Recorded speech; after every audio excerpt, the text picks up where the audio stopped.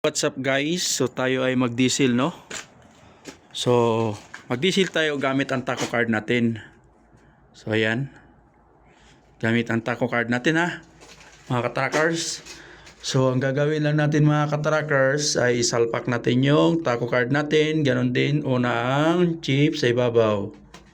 Ayan.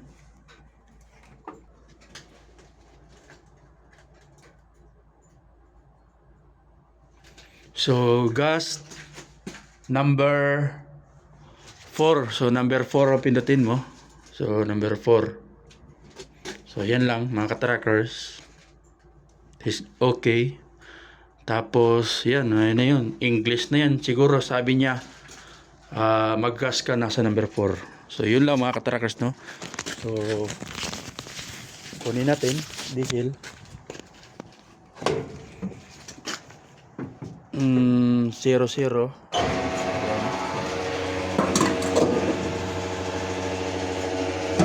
Ay putris na yan. Ayun, sana. So yun lang kadali, mga katrackers, no? So isasalpak lang natin yung taco card natin. Hayaan muna natin dyan na nakasalpak hanggat di matatapos. Yan. So ganoon dito sa amin, mga katrackers, no? Taco card yung ginagamit dito sa pagdidiesel, hindi po ang DKB card or whatsoever. So ano man dito. So yun po ang ano namin dito, mga katrackers, no? Taco card. So dito lang din po ako nakapag-experience na mag-diesel kami gamit ay taco card. Lamig, oh. So time check, mga katrackers, ay alas 2:30 ng umaga. So tayo ay pauwi na, no? 2 kilometers na lang tayo dito. Malapit na tayo dito sa garahe, no? Oh, malamig. So medyo malinis-linis yung ano natin, kabayo, mga katrackers, oh. Hensel. So ganun lang din, mga katrackers. After mo mag-diesel, sasalpak mo ulit yung taco mo. So yun na, mga katrackers, no? Parang ang bagal. 100,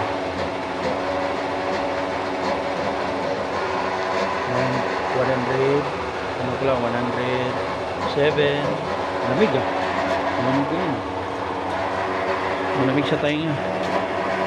So tayo natin, mga katrackers, ha. Sinishare ko lang po sa inyo doon sa mga kapwa trackers natin. At parang may ano na pininturahan lang pala to. May gas.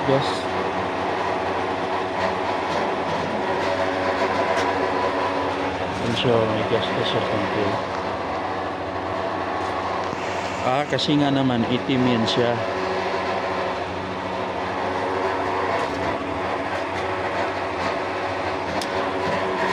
So siguro pagka binunot to siguro itong taco card ko, siguro automatic siguro mag-stop siya, no? Ayan, mga trackers. Ano natin taco card.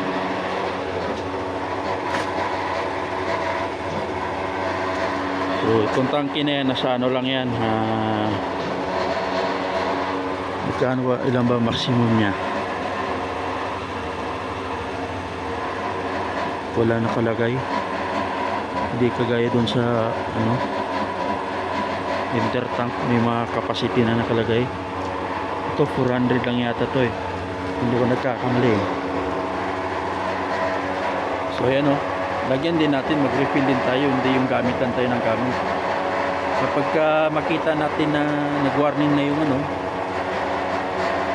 ilang kilometro na lang, so bisilan din natin. Hindi yung naasa tayo sa kapalitan natin sa umaga. So ayan. So gusto ko lang i-share sa inyo, mga katrackers, no? Kasi kahit ako dito ko lang dito na experience yung pag ano ng taco, pagka mag-fuel ka. So ganun lang, mga katrackers, salpak mo lang. Gaya ng sinasabi ko, nasa ibabaw yung chips. Tapos lalabas dyan kung number yung kuan mo, gagamitin mong pump. So ganun lang, pindutin mo lang din number 4. Yan, ganun lang, mga katrackers, no? So ngayon, isasalpak din natin uli yung taco natin sa ano natin dyan sa truck natin. Kaya doon sa nagsasabi na bawal bawal magbigin, bawal magkuan, hindi walang problema yun mga katrackers, kasi meron kasing tako na hindi yan may luluwa hanggat di ka mag-i-encounter. So yung tako kasi ngayon upgraded na ba.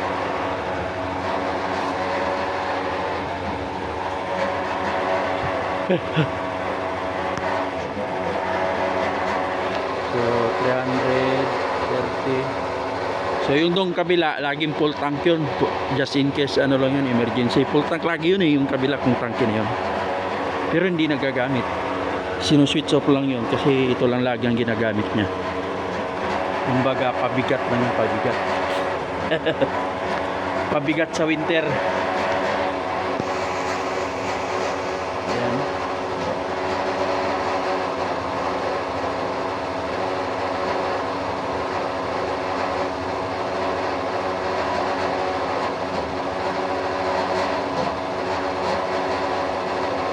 Tagal din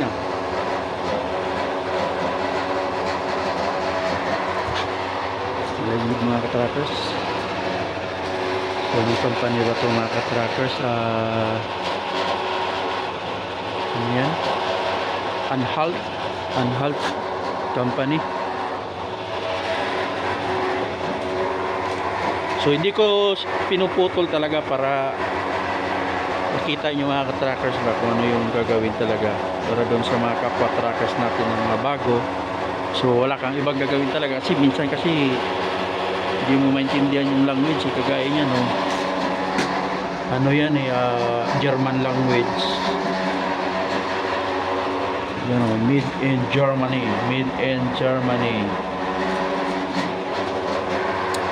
diba? Marami din pala laman.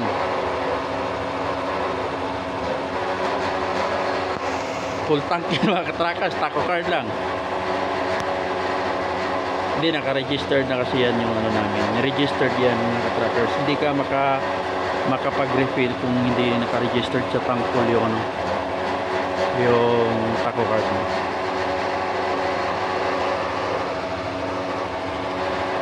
Bah, malaki pala. Baka 800 to? 500. Tingnan natin. Kasi empty na nasa warning na ayun. So tingnan natin kunti saglit. So 500.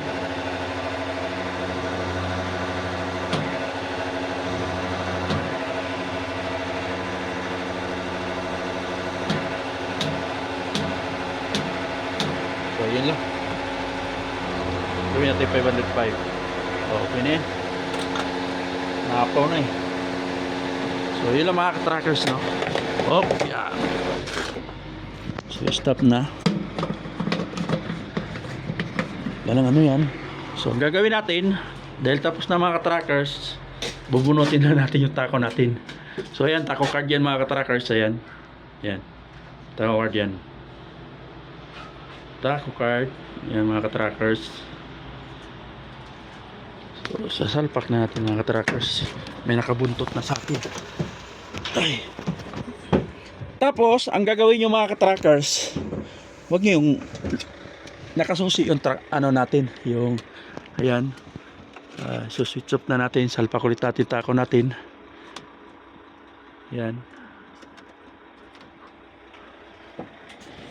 Start na natin. May nakasunod na bumuntot agad last withdrawal. Okay lang din yung mga trackers. Begin uli, confirm entry, ready to drive. So antayin natin, mag-antay din siya. Ganun lang din, antayin din natin yan. So yun lang ulit mga trackers. So nakita nyo na mga katrackers na ganun lang kadali din yung pag fuel na gamit yung taco card. So sana nakatulong sa inyo mga katrackers, dahil dito ko lang din to na experience sa Hinsel din yung taco card ang gagamitin sa pag refill. So ingat po tayo lagi sa bawat biyahe natin mga katrackers.